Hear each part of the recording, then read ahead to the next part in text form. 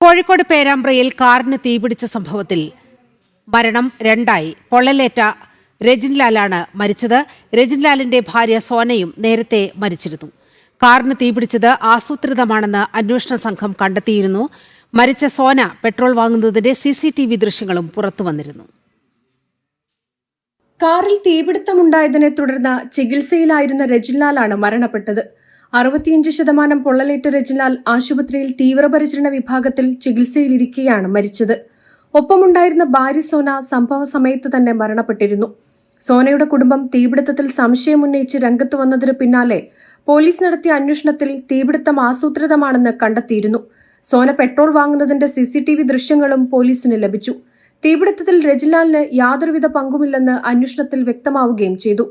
സോനയും രജിൻലാലും തമ്മിൽ ചില അസ്വാരസ്യങ്ങളുണ്ടെന്നും ഇരുവരുടെ ഫോൺ പരിശോധിച്ചതിൽ നിന്ന് പുറത്തുവരികയും ചെയ്തു. അന്വേഷണം പുരോഗമിക്കുന്നതിനിടെയാണ് രജിൻലാൽ കൂടി മരണത്തിന് കീഴടങ്ങിയത്. ഇരുവരുടെയും കുടുംബങ്ങൾ പരസ്പരം ആരോപണ പ്രത്യാരോപണങ്ങൾ നടത്തി രംഗത്തുവരികയും ചെയ്തിരുന്നു. ജനം, കോഴിക്കോട്.